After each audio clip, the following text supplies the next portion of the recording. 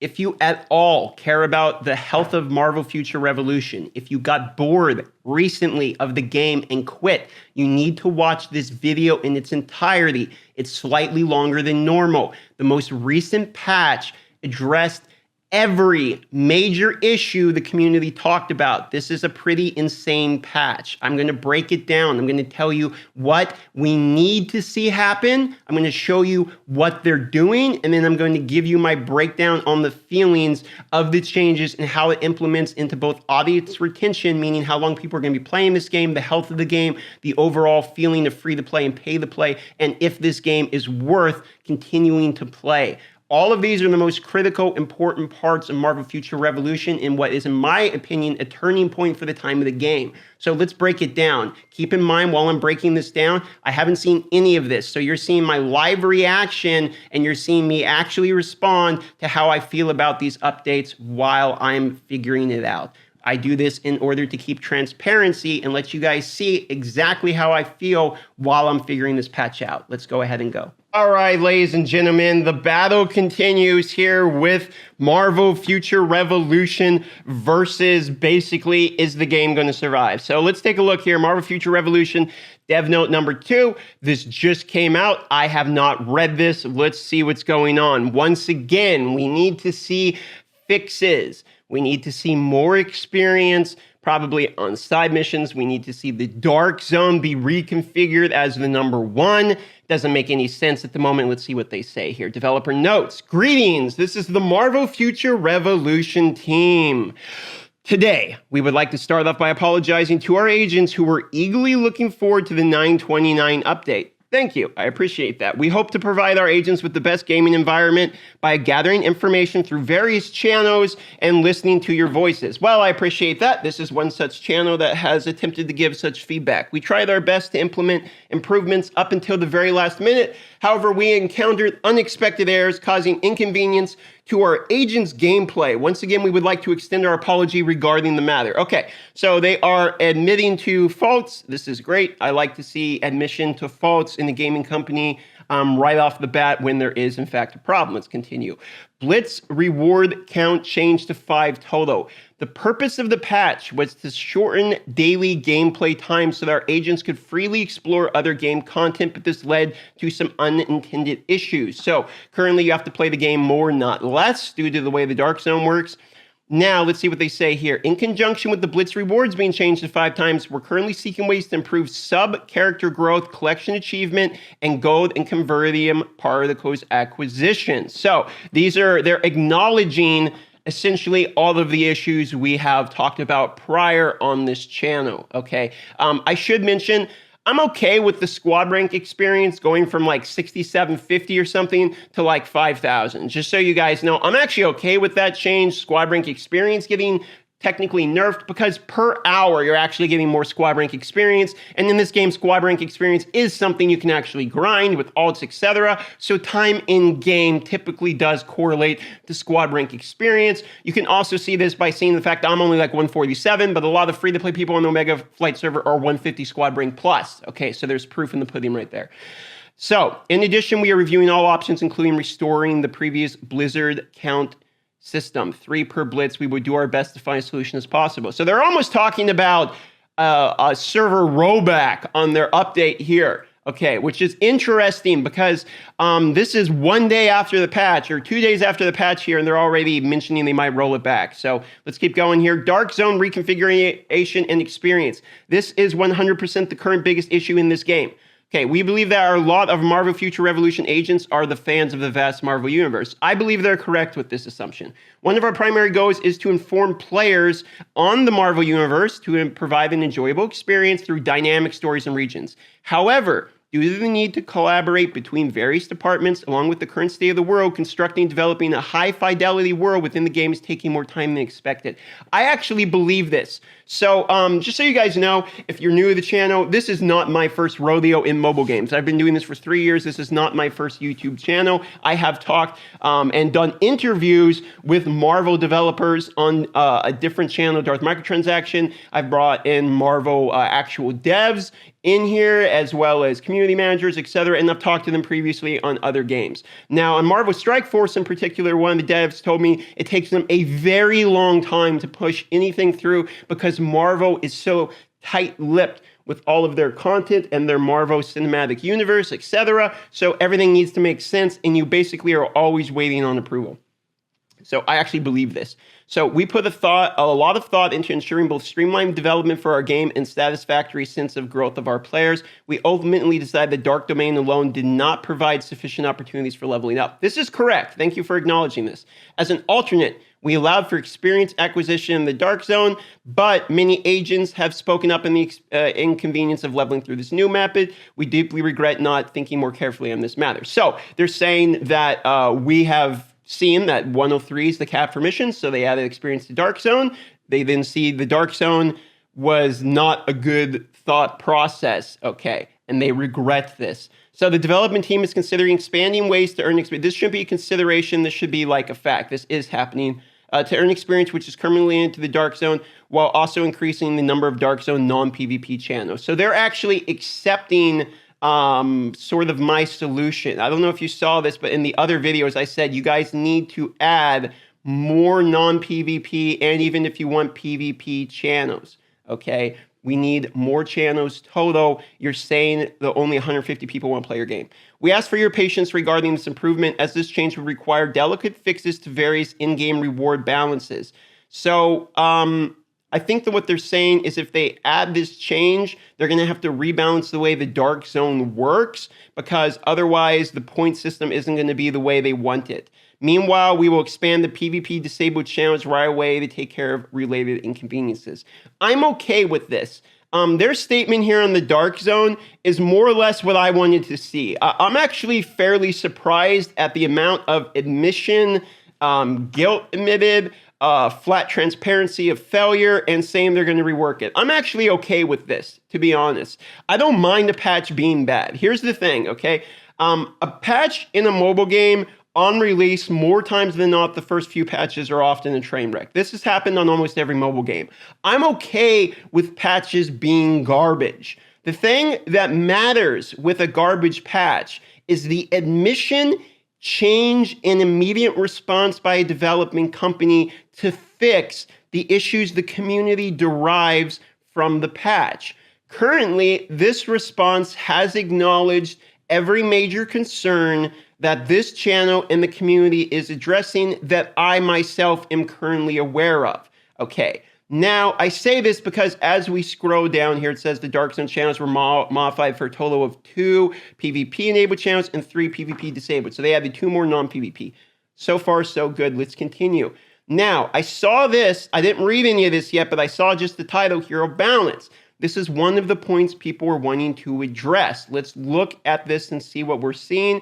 I want to see storm changes to cast time. I want to see the broken skills getting fixed. I want to see probably some type of deal with Captain America, even though we can see it right here. I would like to see Star-Lord stacks maybe go down by 1 or the debuffs being increased. I personally think Captain Marvel, as she stands, could probably use a better AoE move, maybe. I think that Spider-Man is in a pretty good state as he stands. I'm okay with it. I know a lot of people are frustrated with him in dodge, etc. They just added an accuracy rate card, which is sort of a nerf to Spider-Man just in and of itself, even though they added dodge rate badges, so he became even better. So there's an excuse. Maybe they could do some tweaking of Spider-Man. Maybe they could do some tweaking of Iron Man is probably the one nerf. If we are talking nerfs, I probably want to see Iron Man nerfed. Let's continue here. Also, I want to see glitches solved. So let's keep going. In particular, review. Okay, let's see. Currently, the development team is working on balancing adjustments by collecting all the feedback provided by the community. We are aware that simply tweaking a few effects or numbers won't fix the problem, so we're looking at revamping fundamental parts of the combat system to fix the hero balance. So yes, they're saying they're going to rework it. Particularly, we view the improvements of targeted related skills. The spin blade and spire swing is the most significant aspect of the issue. So currently what they're mad about, they're saying, is invincibility frames. Like effectively the moves that make you invulnerable while you're using the move. Because during the time you're invulnerable, you're also slowly recovering your dodge gauge, and it seems the majority of time you're not actually hitting anybody, which is weird. We see this as the riskiest issue, and several solutions to this are being resolved. are being discussed by the development team. I actually agree with them on this. I think the invulnerability frames take skill to use, but I also think it doesn't take any skill at all to use if you're stronger than the other person. Invulnerability frames are a win more tactic that allows you to deal damage while not receiving any back at all. And I can understand why they're looking into this. Some people might see this as a nerf to PvE. You're probably right, as invulnerability frames are important to dodge moves while still acquiring DPS. But we'll leave that for another issue. Let's continue. We will not leave this issue as is. We will let you know we can lay out a concrete solution. Once again, we ask for your understanding. I am willing to grant them the understanding of they're trying to balance things and they know things are going bad. They're probably bleeding players like crazy and they're trying to fix it. I'll grant them this understanding. In addition, improvements for each hero will be also carried out one by one. However, we are simultaneously working on several areas of development. We are prioritizing the improvement in certain heroes over others. We're currently working on improving Captain America, Storm, Star-Lord, and stay tuned as we're planning to improve other heroes as well. I have seen them do significant changes to heroes multiple times. I do believe they are actually going to change this. I'm okay with what they've said so far. Let's look at the changes now. Below are the few changes we are working on. Captain America, decrease the delays of motion of all short-range skills. This is important because it's hard to land what's effectively a skill shot move that has to actually land on somebody if it's a punch and it's right next to them. It doesn't make any sense. People are moving all the time. And improve to instantly stick to enemies and hit. I think that this would be a great addition if they add, like, as he's punching, he's like slowly inching towards the person, like almost a targeted lock, kind of like Black Widow has with some of her dashes. Improve the movement tracking, precision movement to the skills fail. So they're trying to buff him by making him less clunky. I think this is, if you're a Captain America person, you're looking for just, I want to see more damage numbers. I want to see better stats. You're wrong. You want to see less clunky updates. Clunkiness is always the biggest nerf to any hero, no matter what game. The smoother a hero plays, the better they're going to play regardless, because the smoothness of a hero increases its skill ceiling, which will allow the good players to make them better. Let's continue with Storm. Accentuate Storm's role as an AoE damage dealer and improve her AoE output. That's an interesting way of going with this. Decrease skills, delays, and motions, adjust the AoE. Radius, improve skill performance. So they haven't given us the broke down notes on this yet. We'll probably see more of this. Sometimes the day after the patch, they will give you an update on the actual skills. But they say if they're making her more AoE damage, she's probably going to be the best AoEer. I mean, she already probably is. Decrease skill, delays, and motions adjustment AoE. So they're going to make that probably a larger AoE and make the cast times lower. Some of the AoEs actually hit really hard. So this could actually, depending upon how they handle this could actually take her from clunky, weird character that has too long a cast times to actually dominating. So let's move on to Star-Lord. Decrease skill, delays, motions, improve skill performance. They're going to break this down, I think, in the future. There's not much I can say about this. But they are touching the correct people. I'm a little concerned that I'm seeing buffs from the bottom instead of nerfs from the top. But then again, buffs from the bottom overall improve all the heroes for everybody in PvE content, so it's good for free-to-play players. So it's probably better. Let's continue. Various other glitches. We're truly sorry in the process of fixing numerous glitches that occurred, receiving opinions from the community, plan to roll out a patch to fix these, working on improvements, preparing for the next patch, continue to contemplate how to make it more enjoyable, and improve your suggestions. That's basically what they said. Expansions of costumes and Omega Cards utility. This is something I didn't see coming. Let's see what's going on here. Having to spend a lot of effort in currency and costumes and Omega Cards just to repeat the process every time you add a hero is not the direction the devs team want either. Yes, actually. Thus, we're thinking of adding a feature to convert costumes and Omega Cards. We plan to allow players to convert the costumes or Omega Cards of your main hero into costumes or Omega Cards of others. Immediately, you need to start saving all of your Omega points right now. If I have 1,500 of these, I was going to buy Eye of the Cyrus. I am no longer going to do that. I promise you, they will make this an Omega point system. If you're going from Omega Cards or costumes or something like that, the greediest way to do that is by making it the pay-to-play mileage points. That would also make sense probably in terms of, like, if you actually think about it, you know, you get these mileages from Welling, you can use them to, you know, convert your shit to your main person. I can understand that. It also might allow you to maybe fill out the collections of other heroes and then transfer the stuff. I'm okay with this, obviously. This needs to happen. This has been something I've said since beta. This was like my 4th video I ever made on this channel or something like that, was complaining about your Omega card system. This is an unexpected and healthy acknowledgement and change of the game. we're starting to get into some changes that I did not expect them to even address. So very, very encouraging. Let's move on. Costume Nanofusion options changes. As of now, Nano Custom Fusion options can't be changed. Correct. Many of our agents spoke out on this. We are planning to improve the system, allowing changing options of Nanofuse costumes. We'd like to apologize for not adding this feature. Thank you. This is great. This was a greedy change that made you effectively have to reroll over and over and over again before you even did Nanofusions, and it made the progression of the game not make sense and stop being linear. So I think changes to make progression seem linear, make sense, and be obvious are good changes, and this will stop people from nanofusing bad pieces of gear and then being locked out on it, because nowhere in the game does it tell you you cannot reroll. Other people have to let you know. That's stupid. Let's move on. Battle Badge Craft. High-grade Battle Badge acquisition. We are currently reviewing and considering the suggestions for improvement related to the acquisition of Battle Badges through Blitz and Mega War and Dark Zone. We are aware that it's difficult to obtain high-grade Battle Badges as the 6-star Battle Badges. Pause. It is hard because they made it hard. In beta, you could get 6-star and 5-star badges left and right, which, by the way, still didn't mean they were good. You had to actually get both the cores you wanted and the stats. So I've crunched so many 6-star badges because they were trash, just so you know. It's still a hard system, even if it was as it was originally. Let's keep going. Thus, we would like to add a new way to craft and obtain high-level badges. We're thinking about adding a system where agents can use lower badges as materials to craft higher-grade battle badges. I actually don't like this. I'm going to say why. This is a paywalled system to fix an issue that was only brought into the game that they created with a patch. They created an artificial scarcity of battle badges, and now they are wanting to use a crafting system to make you use particles to try to get higher badges. This is a stupid solve. Revert your battle badge system. It was fine before. There was zero complaints before. It was fair because you still had to get the right rows, and the badges were the only really heavily free-to-play part of the game. If you make this a pay-to-win way of going the game, you will piss people off, and you will once again have another patch of people saying they hate this. Now, you may say, DM, do not tell them not to do this. I am a free-to-play person, and I have 4-star badges. Yes, I want to crunch 5 and 6-star badges.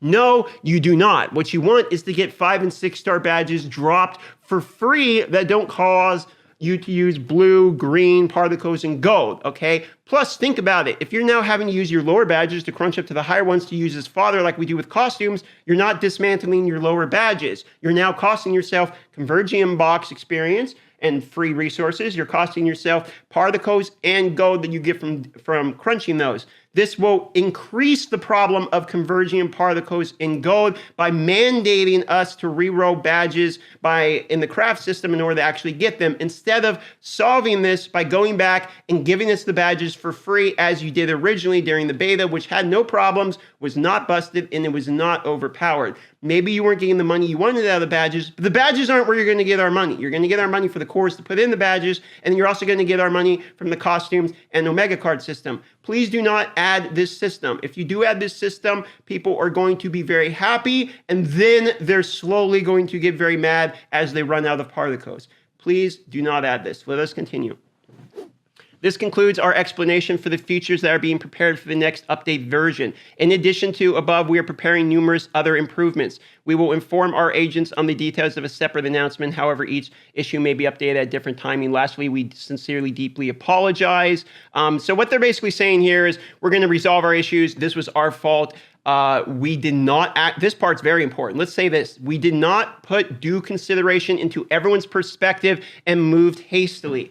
This right here is why I am vocally saying not to add the previous change. You're welcome to say in the comment below and say you're wrong, they should add it. That's fine, and you should say your opinion because the community needs to say their opinion. But what they are doing is reverting the changes to the changes I said they should do. They are adding what I said they should do and then apologizing for not listening to other people because they're losing players. And I'm telling you right now, as somebody who's been in mobile games many years, as a business, I don't play these games for myself for enjoyability. If you think that's weird, I'm sorry. I don't play. This is a job, okay? And it's a job so much. I've talked to devs in other games. I've done interviews. I've worked directly with contracts with people. I'm familiar with the cash flow, the audience retention flow, and player acquisition of mobile games. I'm very familiar with this, okay? More so on how to keep them in the game, I think is my expertise more than anything, personally.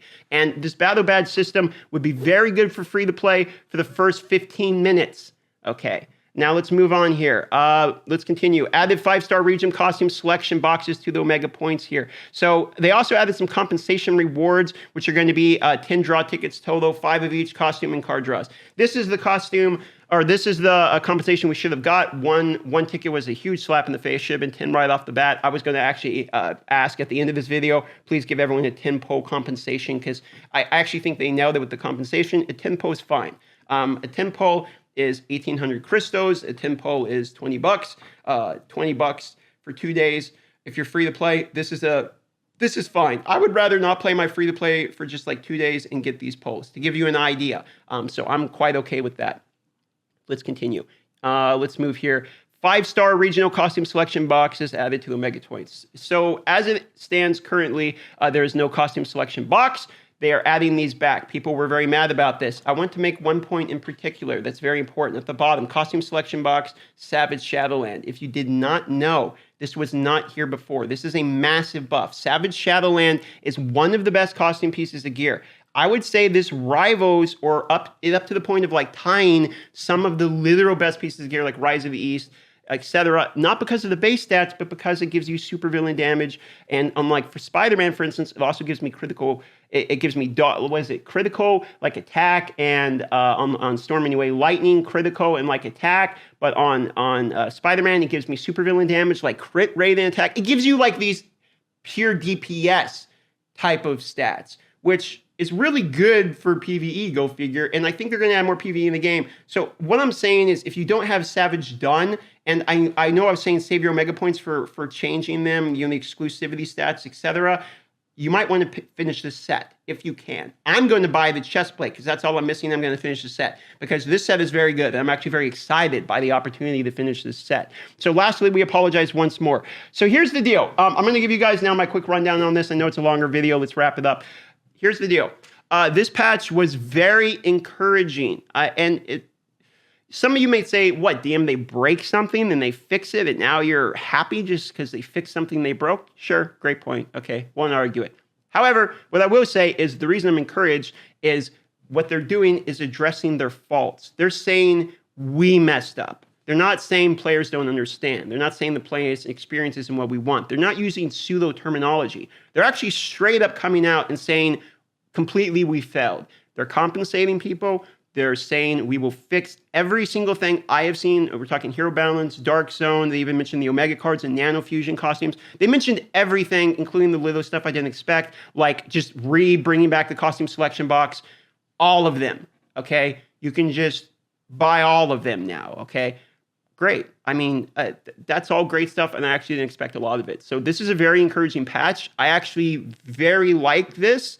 I have done many videos kind of ranting and being negative, and the reason I've been very negative is because I am very honest about how I feel, and I say exactly how I think it is. And I think that that is the way to bringing the community to trust you as a person. I don't think if I what is it? What's the line? What's the dangerous webs we weave when we practice to deceive, right? It's like the more that I sit here and think about like being a YouTuber and the audience and how do I make them think, you know, this and that, it's like the more it doesn't work. So the deal was, yeah, they had trash patches, garbage update. They came out, said, we had trash patches, garbage update, we're sorry. Let's fix it. I like that. I give this one the seal of approval. Thank you. You apologized like 5 times. Thank you for apologizing. I'm going to say it's okay. Let's fix this together. I like this. I like this patch. But once again, I'm not the community. I'm only one man's voice. You're the community. So in the comments down below, let me know how you feel about this game. Okay. All right, Netmarvel, let's try this now.